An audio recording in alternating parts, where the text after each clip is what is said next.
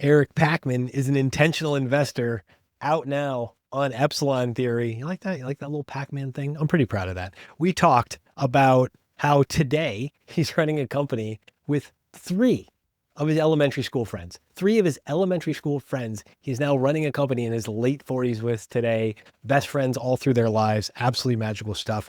We talk about his healthcare company. You might have heard of this, or you might have heard of him from this space. This is how I learned about him, inspired by his late mom, lost her struggle to pancreatic cancer. But what he did to expose all sorts of problems and flaws in pharmacy pricing and, death threats, financial threats, where this ends is amazing. And last but not least, why it matters to just make hard stuff conversational. Jack Forehand, let's roll some clips. It means the world to me. The bonds that you can build up from before your brain is fully formed. Like, you know how this, I hope that you know how this is. Because I do. Like, there are friends that I have who I grew up with, who I won't see them for 5 to 10 years. And then I'll see them and it will be, yep, exactly like that. You're right back there with them. Like, there is a connection that we have where that it's impossible to replicate with someone that I'm meeting now. And so I'm walking around showing aggregated data to people in Columbus, not people, but like lawmakers in Columbus being like, you want to know where all your money's going? You should audit the Medicaid program. There's probably a lot of missing money because here's what I'm getting paid and here's what you're paying. Like, I have a public data set. This is what you're paying for this drug. Here's what I got paid. Ohio actually ended up doing an audit. They found over $250 million missing money due to spread pricing, which was very close, luckily, mainly due to my estimate, which I initially put out. And the whole thing just kind of blew up from there. After that, I was just so like, I need to change my life.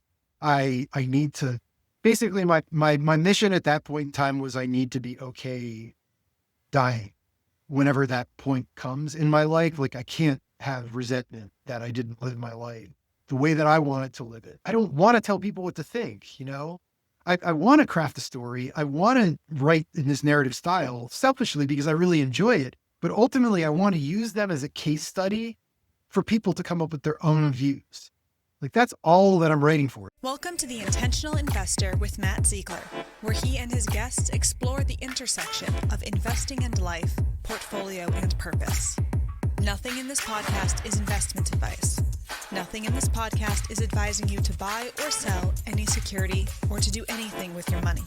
Seriously, you should only act on investment advice from someone you know and who knows your unique situation. We are not that person. Matt Zeigler is a managing director at Sunpoint Investments, and the opinions expressed on this show do not necessarily reflect the opinions of Sunpoint Investments or of Second Foundation Partners.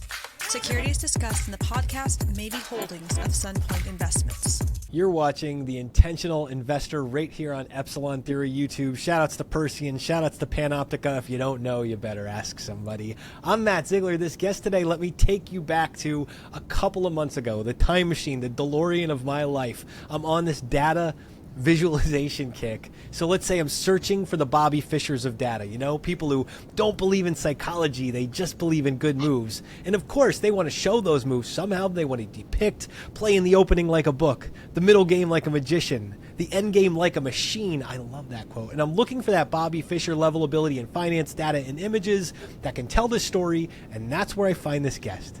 And I find him because he's given me this other angle too all of a sudden on some, John Larry Kelly Jr. stuff. Like, he's not just hanging out around drug pricing and labor stats and immigration reforms all day. He's doing it with some Saved by the Bell aplomb in his approach. Saved by the Bell Labs. That's the really bad joke and the reason I never made it to be an SNL writer or something. But seriously, I see him doing these data visualizations, talking Kelly criteria for directly applied position sizing. And I'm thinking, this is good. This is going somewhere. So we start talking, and to top it all off, he tells me he's repping OH10 to the fullest. What's up, Ohio? And I don't think that's where he's from, but his wife, I believe, and he's going to tell me. And to my fellow finance storytelling people who figure out ways how to not be in a major city. God, I love that. Shout out Jason Buck hanging out somewhere outside of Philadelphia, too. Prior founder of 46 Brooklyn, the company he helped start after being inspired by his late mother's experience with cancer in the healthcare system. current Chief Analytics Officer of Bank Creek Capital Advisors. He really is the Bobby Fischer of finance data. Eric Pachman, welcome to The Intentional Investor. Well, thank you, Matt, for that intro. I think that's it. That's the pinnacle of my podcast intros. It only gets worse from here. So it's only going downhill from here. That's right. All right, my first question, I left it out of the intro, not to stir childhood trauma. Do we have a love, hate, embrace of the Pac-Man character? Were you taunted by this mercilessly as a child? It really didn't bother me at all. I don't know. I grew up in the 80s and 90s, right? So right. It was definitely still a thing back then. I guess it is now. I don't know. Well, you went to hang out somewhere to try to beat. Oh, Mr. yeah. Pac-Man. No, we would go to places, and the Pac-Man arcade machine was right there. And of course, they'd be like, haha, you're Pac-Man. But I've gotten it all throughout my life. It's just been Pac-Man. It's been shortened to Pac. I answer to all of them. I really don't care. I mean, the one that really makes me a little weirded out is my son is 18 now, and I'm Mr. Pac-Man to all of his friends, and I'm like, can you just call me Eric or Pac? And Mr. Pac-Man makes me feel really old, even though I have the gray hair. I am old, but Okay. So long as you weren't completely troubled by this, and the second precursor to going all the way back in time. Is it your wife's from Ohio? Where are you actually from? Yeah, so I grew up, I was born in Manhattan. All right, let's go all the way back. You're born in Manhattan. Manhattan proper? Yeah, Midtown East. I don't remember. It's somewhere in the 40s or something like that. And I want to say second. I don't know. They totally renovated the building that I lived in, maybe 5 years ago. But before then, this is the cool thing about Manhattan is my dad and I would go back there. It was 5-6 years ago, and the same doorman was there. And I walked up, and I don't look like this. I still have brown hair, but this guy hasn't seen me since I was 6. And I walk up, and he's like, Eric Pachman. And I'm like, are you serious? This guy's been there for 50 years. But now he's no longer there. The place doesn't look the same at all in anything. But I grew up there. Okay, wait. How mom and dad are just in the city? What? Yeah. So what's the circuit? How do they end up in New York City? Well, my mom was born in Brooklyn. My dad was Jersey City, somewhere around there. He grew up in Hoboken. Hoboken. I can't remember. They all merged together. Teaneck, that's what it was. Teaneck, beautiful Teaneck. So I grew up in Teaneck. Was actually a sprinter, a racing star there. So that's what he's very well known for. Still got some records hanging on the wall of high school? Well, he does, because they don't run that distance anymore, right? Everything's been changed to 100 meter. Back then it was yards. So he still has the records for that. That's the way to do it. Change the goalposts. Exactly. Yeah. So, I don't know. They were lost souls for a while, and eventually found each other in the city. My dad was a lawyer. My mom was in and out of different things, but ultimately an educator. And they met. They spent many years in the city, so they're New Yorkers through and through. And had me in the city, had my sister in the city, and then she was born in 1984, and then in 85 we made the pilgrimage to Boca Raton, Florida, which of course is mandatory. And so then I grew up. It's the same stereotypical story. Grew up our grandparents were already down playing golf or retired in Florida, and so parents moved after them. My dad makes partner in one of the law firms down there, or something like that, and I ended up growing up in Boca Raton. And that's where I went to elementary school, middle school, high school.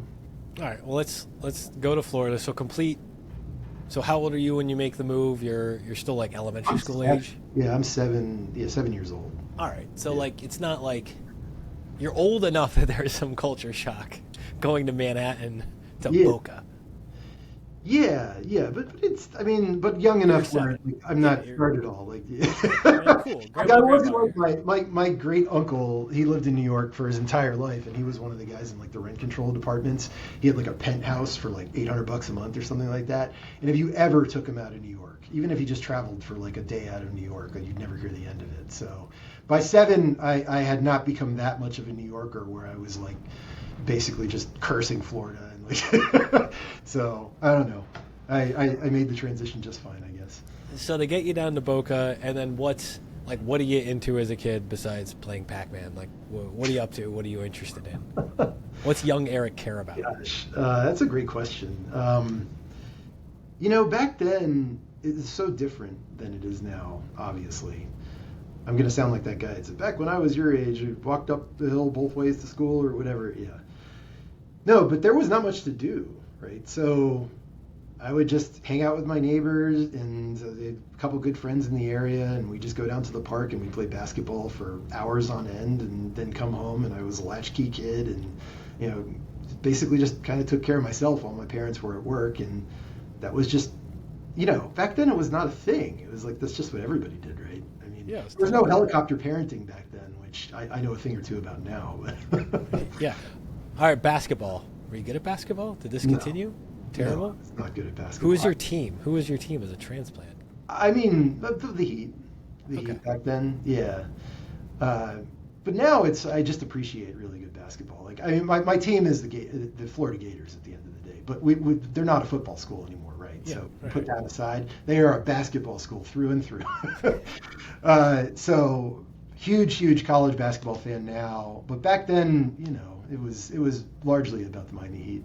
Yeah, and kids with something to do after school before they let themselves into their house and act like young adults. All right, so what else? Like, what are you getting into? What are the interests as you get into like middle school and high school? What are you actually drawn to? So I actually am just very, very academically focused. Valedictorian level or just? No, I think I graduated third in my high school. But the two people on top of me were like not even human. Like they were some of the most brilliant people I've ever met in my life. I actually went to the International Baccalaureate program in Delray Beach. Okay. So we got bussed up from Boca to Delray, and it was harder than my junior and senior year of high school were harder than my freshman and sophomore year at UF. A Gator. I went to University of Florida. So there really was not a lot of time left over for much of anything else besides academics and just hanging out with my friend group. And, I was really into video games back then. Of course, they were nowhere near what they are right now, but TV sports, baseball and Legend of Zelda and all those old school kind of Nintendo games and stuff. Like, we were really, really into those.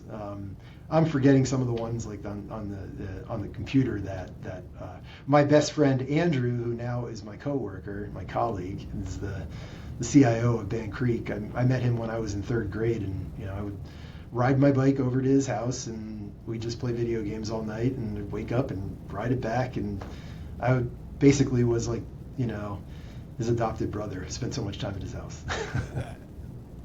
We're going to come back to Andrew because that's just phenomenal. So subjects, what do you take into the most? What's like your favorite thing in school? What are you starting to think, this is me? Yeah, math and sciences. So I really loved chemistry. I loved physics. I didn't love math, but I was very good at it. It was pretty easy.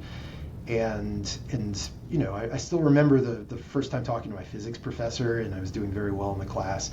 And he's like, look, you like physics, you like chemistry, you're really very good at math. Definitely engineering, you should be an engineering focus. And he's like, and you may want to even consider either chemical or mechanical engineering. And so he planted that seed in my head when I was probably 16. I didn't even know what a chemical engineer did at that time.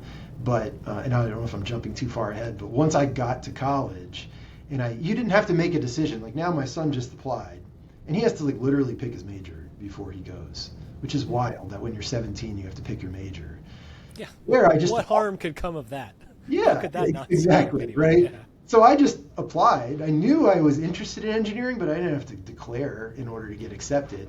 And then I'm walking around the chemical engineering building, and they had a list of the highest. So this is how I probably should have known I was going to finance at some point in time, but here are the highest paid engineering disciplines, and chemical engineering was number one. And I'm like, okay, I like chemistry, I like physics, I like math, and I like money. This is it for me. And that was the extent of my thinking. Like, that's how I made my decision on what my major was going to be. This is amazing. And again, how old are you, or when did you make this decision? I'm 18 at that point in time. Yeah. Okay. I mean, that was probably within the first month that I was at University of Florida. And it just is all clicking. I wanted to do that. Yeah. All right, I want to ask about the University of Florida decision. Was it made for you? Did you apply to a bunch of schools? Were you like, I'm already here? Yeah, so I applied to several schools. My parents, I was Boca middle class, which means that's upper middle class to to wealthy anywhere else. Yeah. But in Boca, I felt like I was poor. Right. And my parents, I knew that they didn't have the money to send me to like an Ivy or something. I really wanted to go to Stanford, but I didn't even apply there because I'm like, if I get in, I'm just going to be upset about that. I applied to University of Virginia. I really wanted to go there. I got in, but I never visited because I was told if you visit that campus, you will go. Like it's so beautiful. And so I just never visited. And so I applied to a lot of the top schools and I got into them. And then, Florida, you can say what you want about Florida now, but back then, and I mean, they still really prioritized their secondary education. And, back then it was like, if you just got a 3.5 in high school, all tuition was paid for. And then it was, on top of that, there was another scholarship that you could get for like not much more than that. I can't remember what it was called. And that gave you even more money. And then there was also something else where it's like your parents could do like a Florida prepaid tuition thing, which was like dirt cheap. Like I want to say it was like $15,000 flat for like the whole thing, like all 4 years. They still do some crazy version of that. They do? I haven't checked into it, but it was some ridiculous low amount of money that you had to pay for all your tuition. So I was looking at, like, Rice was top of my list because I loved it. I loved everything about that university, and it was not that expensive. I think it was only like $15K a year or something. But then Florida was going to pay me to go there. So, my parents had already put aside some money with the prepaid tuition, and then I was getting a scholarship. And so I was getting like a couple $1,000s a semester to go there. And it's a great school as well. And so I was like, how can I say no to that? Like, that just doesn't seem smart. So that's why I went to Florida. Okay. So you find yourself in Florida. Actually, other question too. Does Andrew, current founder, does he go there too, or does he go somewhere else? No, Andrew went to Florida as well. And Anton went to Florida. And then Kevin went to Miami, which we can ignore that part of it. But then he went to grad school at Florida. So we are all Gator alums in some shape or form. Okay, with ties all the way back to this part of life. Yeah, ties all the way back to 3rd to 5th grade. That's when we all kind of all the way back to elementary school. All right, this is wild. So when you're in school, you choose the major early, but then how's it progress? Do you start to see other paths out of it? Are you distracted by other things? Are you laser focused on? Do you know what you want to be when you graduate? No, I have no idea what I want to be, but I know that the path is largely going to take me into like a chemical manufacturing facility plant or an oil refinery. Like I know that that's the case, and that's not true with chemical engineering. But chemical engineering coming out of Florida at that time, like Exxon, Dow. Like all the refineries on the Gulf Coast, like they were huge recruiters out of the SEC schools, and so I knew that that's probably where I would end up, and that was fine by me. Like there was nothing wrong with that. I didn't know anything. Like I was 21 or whatever. What I did know is, I met my wife in between freshman and sophomore year, and it was the whole soulmate story. Like I knew from the very beginning like that she was the one. And we were trying to figure out, like I did a co-op, so I did 3 co-op semesters. And so my graduation was off from hers, even though we were technically came in at the same time. And so she was graduating with a master's in public administration, and she wanted to go to, she was really trying to find anywhere to go where we could be close, But she was graduating about 9 months earlier than I was going to graduate. Well, it just so happens that she got accepted to a school, George Washington, in D.C. And so then I was like, okay, I got to find something to do in D.C. Like I did not want to go to Texas. I didn't want to go where most people were going because I'd be so far away from her.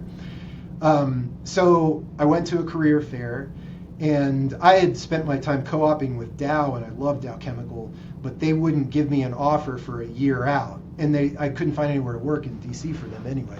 So I went, and Exxon was recruiting there, and Exxon had just merged with Mobil, or acquired Mobil, whatever you want to call it. And Mobil's research and engineering headquarters and fuel lubricants and stuff like that was in DC.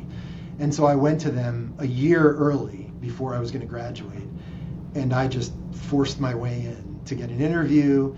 They ended up hiring me, and I apparently, at the time, at least they told me, that I was the person that was on the books for the longest before actually starting. So they didn't really even know how to handle my situation because I was hired, and then I didn't start for another year.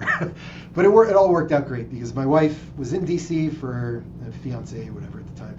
She was in DC for 6 or so months, kind of getting her feet wet. And then I came in. We lived separately initially, and then once we got engaged, we found a place together and started our life together. That's amazing. That's amazing. Yeah. Okay, so, and then also just the joint decision making of saying, like, we know we need this relationship thing to work out. Yeah. So we got to get geographically to the same place and kind of like will jobs and other things to work out. How's that part go? You make that decision a year before you land in the seat for the job. Mm-hmm. How long do you last in that role? How's that feel when you transition from college to job? It was great. I mean, I can't say enough good things about Exxon in my experience. This is a very different Exxon now, I'm assuming. I don't know, but this was in 2001. Yeah. And they were a fantastic place to build technical expertise. I still tell people it's the only company, and I've been associated and have experience either on the investing side or working for them with many companies. It's the only company that I've ever seen that actually has a senior technical path where you can climb the ranks on the technical side as an individual contributor and make just as much money as like a VP is making. And so they really, really prioritize technical expertise, which was awesome as kind of an entry-level employee. And so I got involved in probably still some of the most intellectually stimulating and complex work that I've ever done. That was when I was like 22 or 23. Like, I was building refinery optimization models. So we were building molecular level models in the early days of these kind of big data type of computing simulations, and we were training these models to understand, like, based on what's called an assay of crude. So like, you basically will take crude oil to a lab and you'll run it and you'll see the molecular composition of that crude oil. Well, once you have all of that, you can turn it into data, right? And then you can feed it into the model. And one of my first challenges was there was this one type of sulfur compound that was causing refineries to miss their sulfur specs on gasoline or diesel. And then what they would have to do is they would lose money because they would have to blend that down with like the high purity stuff, and it would cost them more. So if we could figure out which types of crude oil, one, didn't have that, or two, could we match the crude oil that had this really, really hard to crack type of sulfur molecule with the refineries that had enough kind of cracking capacity, is what it's called, the complexity factor for people that understand that, know refineries. Did they have that capacity where they could actually break that down? Because the last thing you want to do is buy like a cheap, cargo of that on the water, send it to the wrong refinery, and then the stuff comes out the other end and you miss all your specs, and what are you going to do with it at that point in time? You lost a lot of money. It's already a hard enough business to make money in. So we were building, these from the molecule level up models of refineries, and then the traders that were sitting, it looked a lot like when I was working at Morgan Stanley later on in my career at the trading desk. It looked like that, except it's for oil, right? And you'd walk in and they'd be running our models. Probably nowadays you could run these models in seconds or even faster than that. It would probably take them 10 minutes to run the model back then. But they would run the model and they'd be like, okay, I'm going to go spend like, a couple $1 million on this tanker of crude oil that's available on the spot market, and now I know exactly where to send it versus sending it somewhere else. And like, I was 22, like 23, working on this kind of stuff. It was really, really cool. So, I mean, shout out to Exxon. Like, they really do know how to train people up and give you work that really is very meaningful. So I'm grateful. All right, this is kind of a two-part question in the sense of how long are you, answer this first, how long were you there? How long did you? I was there for 4.5 years. 4.5 years, but within a variety of different roles. So Okay. I and cut me off if you don't want me to answer this part, or you want to do your other. I'm very curious about this because this is 2000, so 2001-ish, 2002 to 2005 or 6-ish, somewhere in there. That's right. Yeah. Yeah, that's a really interesting period for the oil markets in general. So I lived through a lot of stuff in the oil market, so that and my next job. But so initially I'm working on the refinery side, building these models. then I get transferred over to what was called the Operator Training Simulator group. And what we were doing, that was more on the upstream side. So refineries have upstream, midstream, downstream, or not refineries, oil companies. So upstream is extracting oil from the ground, midstream is all the pipelines, and downstream is refining. And then there's marketing, the fuel stations and stuff like that.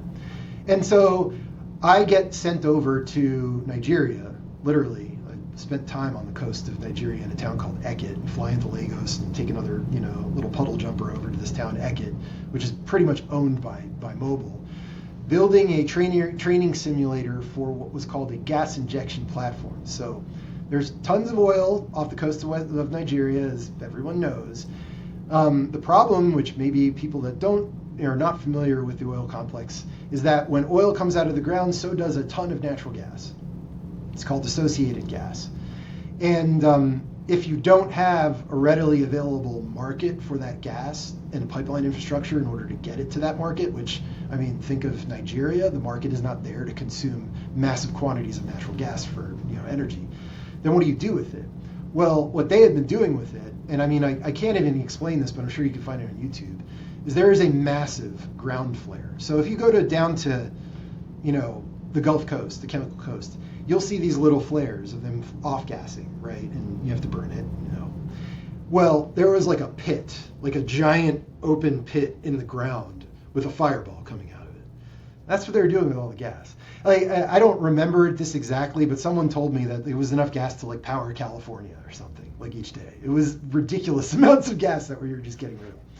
So what Exxon was doing was they were spending billions of dollars to build a platform that was collecting all of the associated gas from all of the oil fields and then re-injecting them back into those oil wells in order to repressure them, which then it's enhanced oil recovery. You can get even more oil out of it, and it's also environmentally better than just flaring the entire thing into the atmosphere. So it was a super cool project that I was working on. And then the question is with something that is this complex and this dangerous, you don't want to be learning this for the first time, working with the real deal. So before the platform was even ready, we built a training simulator, again based on first principles, chemistry, physics, whatever. We built a model that looked exactly like they were working directly with the operating system that was going to be on the platform, except it was connected up to a computer that was simulating a whole bunch of startup, shutdown, emergency scenarios, and then we would walk them through how to actually how to respond to this. And what we were doing is we were training them, but then also training the expats. That was kind of this revolving door of expats flying in to work with the Nigerians in order to, who are ultimately going to be working on the platform and responding to all these situations in this kind of high stakes environment. So I did that for 2 years, and then they came to me and they're like, hey, I know you like business type stuff. How about we put you into a business role? And that was right at the time. It was very interesting. It's almost kind of like they were reading my mind. I was thinking about going to business school at that point in time. And they came to me and they gave me a business role. So I was basically, there were 2 vice presidents within the research and engineering group, and I supported both of them. So rather than, quarterly earnings calls and everything, which I did for a CFO later in my career, this was kind of like the internal kind of presentations that they were giving to the higher ups and everything. And I was collecting all the financials for their groups, managing budgets, doing kind of a financial planning role, kind of, corporate financial planning type of role. Corporate financial analyst. Exactly. Yeah. But doing that for these 2 internal VPs so they could kind of communicate better with their the people working for them and their superiors. And so that was 4.5 years before I left.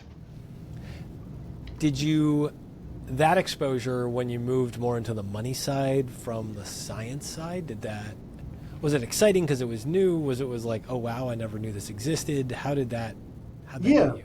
It was cool because, it was easy. When I just told you what I was doing. That's the other part. It's almost like... It's more of the soft skills part of it was eye-opening for me. Because I only ever had to work, Exxon is very different from our world, right? You don't talk unless you know you're right. That was how I was trained, right? Then I go to business school and it's I'm failing the class participation part because I'm like, there's probably a 95% chance I'm right, but a 5% chance I'm wrong, and therefore I'm not going to speak up in my class at Harvard. And they're like, that's exactly the opposite of what you should be doing. So, it was really interesting to kind of, I was really kind of an intermediary, right, between the VPs and, not like getting them coffee, but like doing all the very simple math and collecting a bunch of information from people and hearing them gripe about this or that or whatever. And that was my first exposure to kind of the soft skills that are required in order to successfully work within a large corporation. And that was eye-opening to me. But I mean, at that point in time, again, I'm like 25. Like, yeah. I'm not introspective enough to be like, do I like doing this? Because I probably would have been like, no, I don't. Like, I mean, I learned that later in life, which we'll get to. I was just trying to figure out like, oh, this is a different game. I'm going to learn how to play this game. This is not the very complex, like intellectually stimulating game. This is the people game. And so now I got to learn how people work and learn how to play the people game in order to get promoted again, because that's all it's about, right? It's just, where am I ranked? When am I up for promotion? Blah, blah, blah, blah, rinse and repeat. And then eventually one day you find happiness. Yeah. No. We'll approach that. Whether or not we get there is to be determined. What's the next job? What takes you out of the Exxon? Yeah, business school. So at the time that I was transitioning to that business role, it was a little bit, I was only kind of like 2/3 in it because I was applying to business schools at the same time. And what year is this? I told them that. This is 2006. So 2005 is when I started the application process. But 2006 is when I started. And so I was just like, look, you can have, I mean, I could have traveled all over the world with Exxon. Like, you can have a wonderful, very lucrative life working for Exxon. I mean, it really does add up when you actually look, okay, they were going to move me to Singapore. They're going to move me to Rotterdam. Once you go there, all the expenses are paid. And so basically your paycheck is just going straight into your bank account. You don't spend any of the money. So, like, I mean, yeah, so people can build a very, very nice nest egg working for Exxon. And they were of the view that, we can train you to do whatever you want. I just didn't, I knew that I wanted to understand markets. Like, I just had this pull towards what is going on with this confluence of all this math, but then all of the emotion too, and all of the irrationality. I was just fascinated by the whole thing. So applied to Wharton, didn't get in. Applied to, not in this order, I applied to all three. Applied to Chicago, got in. Applied to Harvard, got in. And once I got into Harvard, I was like, I'm not asking questions. I'm just going to pinch myself and go. And so, yeah, I quit Exxon and, left. And Exxon stock had a great run from 2001 to 2006.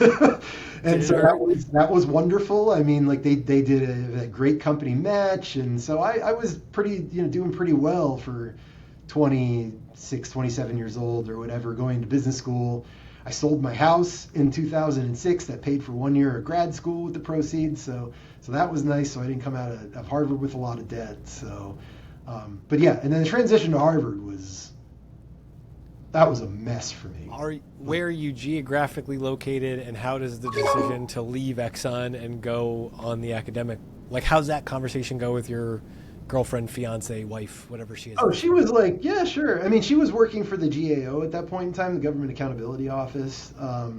They had a branch in Boston, and so she was like, great, we'll just transfer, no problem. And they're such a great organization to work for, and they are to this day. She still works for them, and so they were very accommodating. They transferred, that was no problem. Exxon was interesting. Like, some people were like, this is great, like you should go, but it was like, don't tell anyone I said that. Yeah. Right. Because, I mean, it was very much like Mother Exxon, like you don't disrespect Mother Exxon. Like, Exxon, we look out for each other. No one needs to train you anything that we can't train you. Like, there's nothing that you can learn outside of these walls. And if that's what you want to do, I don't disagree with that at all. I just didn't know at that stage in my life. Like, I just knew that I was searching for something else, and I didn't know that it was within those four walls, even though I knew I could have a good life there. And I loved the company. So take me to Boston. What's Harvard like? What's that whole situation like? How long does that last before you're? Yeah, Yeah, I'm trying to think of let's just throw it out there. Throw it out there. I did not have a good experience at Harvard, and it's not Harvard's fault. It's just that remember we talked about. I just mentioned that like I am a serious introvert, and I have been rewarded up to this point for being vigilant about preparing my thoughts before anything ever comes out of your mouth. There were ramifications of just spouting out about anything and BSing. Like people got a very bad reputation at Exxon for doing that. That is not what you did. And then I walk into business school and I'm surrounded by consultants. I'm surrounded by bankers, like all these people, and they made it look so easy. And then, I remember the first time I got a case, I spent 8 hours on that one case. And I'm like, I'm going to crack this case. I'm going to solve it. And then I was like, well, that's only one. And then I'm spending another 4 hours, and eventually I'm not sleeping at all. And I'm like, wait a second, I'm doing something very wrong here. And then I go into class, and I'm like, I haven't figured this out, so I'm not going to say anything. Well, 50% of my grade is class participation, right? Well, the consultants are out all night partying, and they roll into class, and it's like they know the game. They're like, blah blah blah blah blah blah blah. And then they go to sleep, and it's just like, boom, you just checked it off, you got your grade. And I was like, wow, that was really impressive. And they sound brilliant too, right? I mean, I can hear it's a lot of BS, but then I realize, and it takes me months, and I'm cold called one after the next because I'm the silent guy, and I'm, a huge anxiety and everything. It was basically like, I think of it as like a, like Survivor. Like for somebody that's never been camping, they'll just drop you off in the middle of the woods. Or Alone, that show Alone on Netflix. It's like that. Except you have no background in that at all. And I'll just drop you off. I'll figure out how to build stuff and whatever. Not a problem. And it was a very big problem for me. It was a tremendous amount of anxiety. A lot of lessons, which I'm hoping we'll talk about this concept in failure. It was just one failure after the next, after the next, after the next. Up to that point in my time, up to that point in my life, I had never really failed at much of anything, always top of my class, always things just came easy to me, and then all of a sudden here was this thing, and I was like, I am not good at this at all. Is this really so this feels like the first ceiling, the first failure point where you're like, I can't get my arms around this thing? Yeah, and what would happen is I would look at my grade and I would always be kind of like, Harvard's great though, because it's like there's the 1, 2, 3 grading system. The top 10% of the class gets a 1, the bottom 10% gets a 3, and everyone else gets a 2. So it's like, as long as you're somewhere in the middle 80%, no one cares. It doesn't really matter, right? And so I would be probably in the bottom quartile of my class until I figured out how to, play the game on speaking. And then I'd ace the test, and then I basically moved myself up into kind of like the middle of the class, and I'd move on. Like that's kind of the way that it worked. The tests were always super easy for me, and just never had much of a challenge with that. It was really just cracking this highly introverted self that I had that had been fostered and encouraged over my entire life, and just naturally I was born with, and then turning that to be where I got comfortable, at least playing the role of an extrovert. And what did that for me was, one, I started to figure out, like, it's okay to feel like I'm dumb. That's not, like, you don't get graded based on being smart or dumb. You get graded on opening your mouth and saying stuff. And so, you just got to check my ego and then open my mouth and say stuff. And I got pretty average at that. And then midway through my experience at Harvard, in that summer, my first son was born, Asher, and that was the switch that flipped for me. It was, I'm sure every parent has the story of like when they became a parent for the first time and the perspective that it brought them. I came back to school and I did not give. Am I allowed to use expletives on this? Or you should use multiple expletives. Okay, yes, I didn't give a shit. Like. It did, and I killed it the second year. Like I did so well because I just didn't care. Like I was like, all I want to do is be with my son, and I'm going to get this crap out of the way. I'm going to get my degree, And I'd go into class and I'd be like, blah, blah, blah, bullshit, bullshit, bullshit. And they'd be like, great job. Wow, that's so smart, Eric. And I'd be like, oh, fuck it. I don't care. Like, I mean, it didn't matter at all to me anymore because I had this bigger perspective on what really did matter. And it was being around my son as much as I possibly could. And so I cruised through the second year. It was great. Second year is known to be a lot easier. You have a lot more freedom and flexibility with what you're taking. So I got to take like cognitive bias classes, which I love that kind of stuff, like more psychology type of things to get to the more emotional side of the markets, which I really liked. And less of the straightforward like accounting and finance and all the other stuff, which, you know, they kind of much more regimented in the second year. So, yeah. So by the end of business school, your father, you've met failure for the first time in your life too. Many times. At pretty much the same time, and aggressively been introduced to this idea. And now you got this business, you got this business degree. You got this Harvard degree in your pocket. Yeah. Like what's the end of Harvard Business School like for you? Yeah, so I really wanted to get involved in markets in any way I could, but like. Oh, well, what year is this too? Are we in? This is 2008.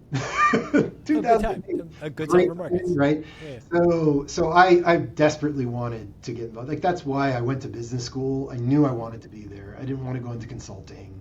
I had all these great offers where people wanted to combine my engineering background and put me in like management training programs for, you know, a lot of different kind of like chemical related companies. And I was like, no, I'm going to Wall Street. And so couldn't find a job in private equity though. All the consultants wanted to do that, or the bankers wanted to do it. Venture capital there's no way with no experience there. Hedge funds, there's no way that I was going to get in there. And so I went where nobody else wanted to go, which was sell-side equity research. That was like, sell-side equity research stopped recruiting at Harvard because nobody took the offers. This was like not the way. This is like the bottom of the barrel. And so I literally started calling them myself. And I'm like, I'm graduating from Harvard. Can I interview with you? And they're like, sure. Like, you know, I lined up interviews with UBS, with Barclays, with Morgan Stanley, with JP Morgan. They all wanted to talk to me because there was no one else. So I ended up taking an internship with them, working for one of the most brilliant people that I've ever worked for. His name is Ken Posner. And he was covering at the time like Discover and Visa. Well, I'm not even sure if Visa was public back then, but like the credit card processors and also Fannie Freddie prior to 2008. So that was interesting. Learned a lot about, you know, how to do in-depth research with him. As an aside, and you'll have to help me get back, like, so I love running, and it just so happens that Ken Posner is one of the best, greatest, like most accomplished ultra runners in this country now. So like he inspired me very early on how to actually perform in-depth equity research. And now he's inspiring me on how do I go run 50 miles. To do ultras. Yes, it's wild how, you look him up. He goes by Barefoot Ken. So. Oh my God. Yeah, he's a barefoot one too. Yeah, he runs all his races with literally no shoes. It's not just barefoot shoes. It's like no shoes. So literally no. He's an amazing guy. So anyway, inspirational on many levels. I loved working for him and really wanted to go back and work for him. But the Fannie Freddie thing happened. And then by the time 2008 rolled around, his coverage universe was disappearing, and so he had ended up moving on to something else. And they were like, "Oh, you have an energy background. Why don't we put you into our Oilfield Services group?" And so I'm like, "Sure, why not?" And so I went to work for the group that covers the companies like Schlumberger. And apologies if these companies have been acquired or whatever by now. I don't know, but back then it was Schlumberger, Baker Hughes. Companies that were doing the fracking and drilling horizontal wells, and some of the offshore drillers like Transocean. I don't even know if they exist anymore, right? And then they're Canadian companies that were the pure play pressure pumping companies. So the ones that make proppant that you were using to prop up the well, prop open the fissures within the horizontal wells. And then he also had commodity shipping coverage as well, kind of like an outlier. But there was a lot of secondary type stuff that the bank did, and so they had a pretty robust sell-side equity research coverage of it as well. And that was largely the oil tankers and the dry bulk carriers, so that's iron ore, coal, that kind of stuff. And so I came in and working for him, top II ranked analyst at Morgan Stanley at the time, Ola Slor. the dude was brilliant on many different levels, but knew how the system worked. Like, he gave people what they wanted, whether it was really in-depth research or the greatest parties that you can find in New York. And so you got both. Another one of those lessons. Yes, Another one of those lessons. I learned, the people say like, oh, watch like the Gordon Gekko stuff or the Wolf of Wall Street. I'm like, yep, that's exactly how it is. I lived it for a year and a half. It was brutal, especially coming from someone that's an introvert. I learned how to play extrovert very quickly there, because you were always just selling, right? I mean, you work all night, you're there till 3 a.m, you're putting out like an initiation piece or an upgrade or a downgrade. The sales desk calls at 8 a.m, you brief them, their whale clients get on the phone, they want to talk directly to the analyst, you're pitching it, elevator pitches left and right, they're trying to get flows. I mean, it was like an 18-month nonstop adrenaline rush. That's the best that I can say, which completely burned me out. Yeah, which is not just an 18-month sugar high, but for somebody who thinks of himself now as like an introvert, what do you think, like just self-actualized for a second? Was the burning out just like the pace and what was being asked of you against your natural DNA? I know it was a learning curve too, but it's... Yeah, I mean, like, I think that, it's such a social job. Yeah. And the definition of introvert or extrovert is not, and this is what I've recently heard, it was really kind of eye-opening for me. It's not like, do I talk a lot? Because I talk a lot. But like, after this podcast, I probably will be tired. I'll probably need to go home and just be like, I need to just chill and spend time with my dog or my wife or whatever. That means I'm an introvert. Like, I will not have more energy after our talk than less. I can go and give presentations in front of thousands of people, but it will drain me of energy. And so this entire thing was one big presentation, one big sales pitch to like the entire investing world, like there was one time where, the guy that I worked for, and talk about throwing people in the deep end, like I was his second in command on the commodity shipping side of things. And so there was like the flagship conference, some maritime, investor conference in New York, which you're smiling because you may have heard of it. I don't know. But it's a big deal. Remember all this stuff from like the dry bulk shipping indices and stuff. Yeah. And, like we all learned to pay attention to those in like 2008, 9, 10. That's what I was covering. Never think about Like dry bulk rates were going from like 2,000 day rates to 2,000, 200,000. I mean, it's just like learning all the different ship sizes. Like all the, well, they're talking about that type of ship that can only fit this much on it. Yeah. So I'm at this conference, and then like literally the morning of, he pulls me aside and he's like, Eric, I have to give the keynote speech at this conference. I'm like, great, good for you. And I prepared the slides for him. I'm his errand boy. I'm doing all the work for him. That's your role as an associate. And so I give him the slides, and he's like, these are great. These are fantastic. By the way, I have a flight that may leave right at the end of the presentation, and I may not be able to do it. But we'll see how things are going. If things are running like on schedule, I'll do the presentation. If not, you're doing it. Good luck. And so I'm freaking out, right? Because this is a flagship of like the #1 conference in the world for when all eyes are on it too. All eyes are on it, and it's the keynote. And so of course I'm there. I'm terrified, like major anxiety, like almost panic attack. I'm sitting there looking at my watch while the thing is running like 5 minutes behind, and then finally, it's on time enough where I'm like, okay, based on what he said, I think that he's going to do this. And so I go and I look for him. This is about like 30-40 minutes before he's supposed to go on. He's gone. He just left. And so then I call him and he's like, oh yeah, you'll be fine. Good luck. And then I'm like working with, and all of a sudden, like all of the people who are like organizing the event like descend on me, and they're like, oh my God, is this guy gonna be like deer in the headlights? Is he gonna, like, they're like prepping me, like putting like the microphones on and all this stuff. And then you just, they push you on and you see the sea of people, And I mean, I know what I'm talking about better than anyone that's there, because I'm the one doing all the work, which that's always been a theme of my life, is like I'm doing the data work, so I'm best prepared to talk about it. But I go up there, and this may not be funny to people, but it was funny to me. so I worked with two Europeans, Ola from Norway and this guy Paulo from Portugal. And they would make fun of me because I would wear, not shirts like this, but I would wear like a shirt you're wearing, except it would have a pocket. And apparently, if your shirt has a pocket right here, that's a telltale sign that you're an American. Like that is not, like you're in Europe, they don't do that at all. It's kind of like a fashion faux pas to have a pocket there. And this was like what I thought, because I've been working them for a year, I thought that this was like well known by Europeans. Like, I have a pocket on my shirt, therefore I'm a dumb American or whatever, like a American with poor fashion sense. And so I go up there and I'm like, I'm going to lighten the mood a little bit. And I'm like, well, as you all can tell, I am not Ola. And the dead giveaway is that my shirt has a pocket. And it's crickets. Like literally people were like, what the hell is this guy talking about? Harvard didn't teach you to land. It's just how you build a spreadsheet. Come on.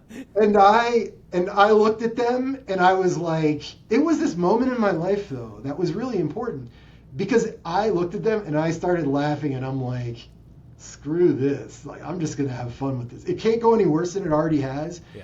And I just killed the rest of the presentation. Like after the presentation, people were like, come to this after party, come to that after party. And then all of a sudden I'm like hanging out with all these Greek shipping families and stuff. And I'm like, what is my life? What is happening right now? Like, so that was basically a year and a half of that. It was just hair on fire for a year and a half straight.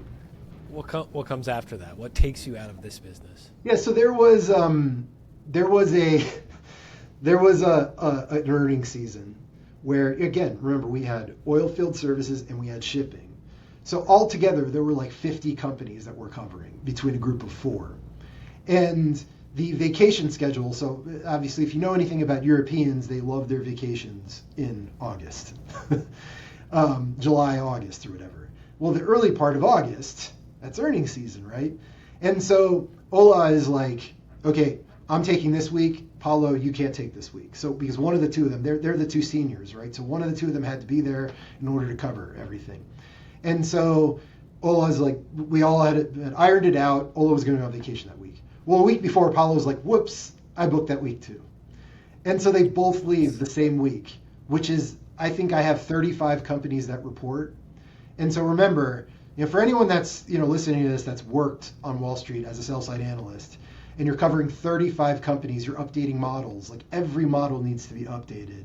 Then you're writing reports about every single one of them, trying to get them out as quickly as possible, because with the sell side is, if you don't have something interesting to say, just say something boring first. And so I literally had no time to even sleep or go into the office. I would wake up at like 3, 4 in the morning and then work until 11 at night, 12 at night, and do the same thing over and over again. I couldn't even keep track of the companies. And right on the heels of, then I got yelled at by the sales team. You need to be present here. You need to be available for the investors. I'm like, I don't even have time to like know what company I'm covering at any given point in time. Well, 2 days later, after this was all done, and I'd been through that trauma, I got a call from a headhunter. Like, how would you like to go talk to, a family on the buy side? This is family money, long-term oriented, long-term investors. And I'm like, how quickly can you get me an interview with them? So, and they were the first family I talked to, and I got the offer and I left for them. So tell me about this offer. What's this job? So they were thematic investors. So they had a view at the time, and this is 2009, 2010, the time frame, just to kind of, level set. They had this view of peak commodity everything at the time. Yeah, which was common because like peak oil was pervasive, and then everybody was like, and everything else too. Like we're finally out of everything. Yeah, so what I was hired to do, so I was the first analyst hired underneath the portfolio manager. It was a relatively small family firm. And my job was to go find equities that could basically have operational and financial leverage to what they believed was this kind of peak commodity theory. So I knew shipping, I knew oil and gas. I got more involved in the E&P side, exploration and production, when I was there. I got involved in ag. I got involved in oil sands mining. Like I was looking for everything. And the farther up the cost curve you were, the more we liked it. So it was one of these like high risk, high reward types of things, because like literally, I mean, there are companies back in the day, and again, my knowledge is dated on this, but like they needed like 100 plus oil for break even. But as soon as you flip to like 120 oil, I mean, the stock would like literally quadruple. And so if you believed in that and you were right on the theme, then you could make a lot of money from the equities. But if you were wrong on the theme, you had no chance with the equities. And so I didn't stay there long enough. I mean, obviously they were wrong on the theme long term, but I didn't like the thematic investing. At that stage, I started to kind of form my views as an investor. A lot of the views which we now, and I'm sure we'll get into this if we have time, but that we now believe in and are kind of the bedrock of what we do at Bank Creek. But, you know, people will parrot these all the time, and I will too. Like, you know, a lot of the concepts of compounding and quality businesses and competitive moats and, you know, strong leadership teams and all of these things. I wanted to analyze business kind of irrespective of, you know, what kind of commodity exposure they had or what the structural kind of tailwinds were within the industry that they were in, and look more for kind of these idiosyncratic things within like what makes a business a great business. Those were the days where I was reading From Good to Great, like, you know, all that kind of stuff. And so, I did that for a little while. We had our second kid at that time. We moved further and further into New Jersey to make ends meet because, you know, I'm working and, you know, you think you make good money. I mean, compared to what I made before at Exxon, I was making great money, but I was spending even more money just to live. And, you know, I had to put my kids in daycare, and then it was like, for the people that live in Jersey, they'll know this term. You got to take the jitney, which is like the little bus, and you take the jitney to the train, and then you take the train to the tram, and then you take the tram to the ferry. And I mean, it was like ridiculous what my wife had to do in order to get to the Lower East Side to get to her job. But then even for me, it was like an hour and a half each way to get to work, and we barely saw our kids, and they're being raised in these like really, you know, crappy daycares that we could afford. And so one day I remember coming home, and I don't know if you have any more questions about that experience because we could just buzz by it. No, yeah, one day I came home and I was just like, is this what life is, Summer? Like my wife's Summer. I'm like, do we really have to do this? And it was one of those moments where I was like, I don't want to do this anymore. Like, there has to be another path to like this. And so I just started going on websites, looking for places to move that were closer to my parents. My parents were still in Boca. They were in West Palm actually at the time. And so I wanted to just get closer to them. I thought I'd stay in the finance industry, but Boca was becoming like New York Part 2. And so it was very, very hard to get a job in Boca or West Palm in finance at that time. Even with my background, I had a hard time getting any interest. And so I ended up finding a posting for a job. It was an entry-level finance job at CSX, the railroad.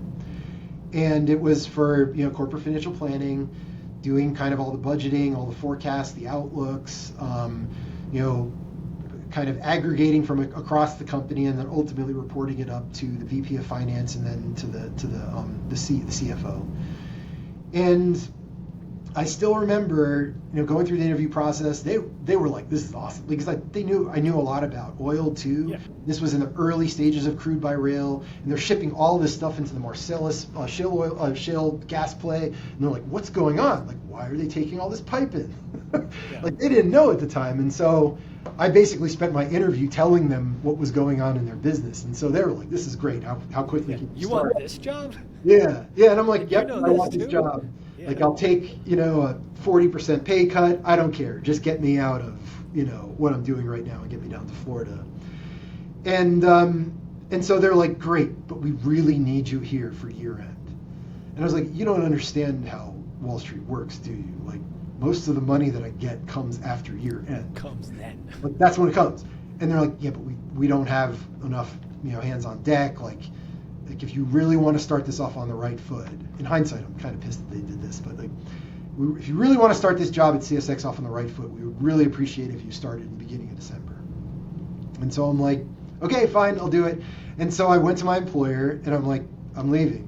And they're like, "What?" Yeah. And they're like, you're walking away from your bonus, and I'm like, yeah, I guess I kind of have to. I want to make this move, and this is the time, and they want my help, and so I did it. And this is how great my employer was. They're like, okay, we'll just give you a discretionary bonus anyway. Like, just they give you something. They gave me something by walking away from them, and they're just wonderful family, wonderful people. And so, yeah, and then December I went down there, and I basically had 3 weeks to learn how the railroad worked before I was already putting together all the investor slides and, doing the final budgeting process and the outlook and like all the crap that goes along with year end and all the quarterly earnings type stuff that Trump wants to get rid of now, as of this morning. We definitely won't get up to this morning on this. But how is, forget December, forget right when you start, forget when the bonus, the partial bonus check clears, like 3 months, 6 months, a year into that job, what's the difference in your quality of life? Not as much as I thought. But this isn't CSX's fault. Like so here's like anyone younger listening to this. People, companies, they will take everything that you are willing to give from you. They will suck you dry of all the energy that you're willing to give. And so you have to have barriers. Like you have to know what you are willing to give to still find some semblance of happiness within your life, or contentment, or joy, or hobbies, or whatever. And I'm coming off of this. I have no introspection in my life at this point in time.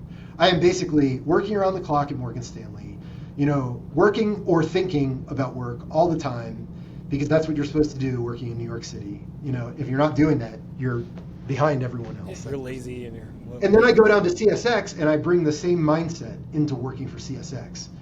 Of course, they're like, this is fantastic. Let them run.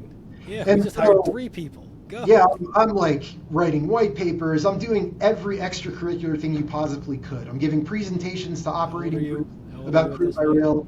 I am probably 31 or 32 at this point in time, 33. Like I hit the ground running. 6 months after I start, I get promoted. 6 months after that, I get promoted again. Pretty soon, I'm running the FP&A group. After just 1 year of experience, I'm supporting I'm going to the CFO and I'm like, I know all the questions that the analysts are going to ask you. I've done their jobs. And he's like, great, write them all down. I write them all down, and then I'm rarely surprised because analysts are largely predictable.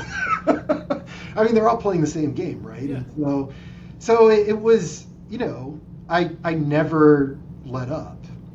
And I still remember, this gets a little personal, but like I sold this to my wife as a quality of life move.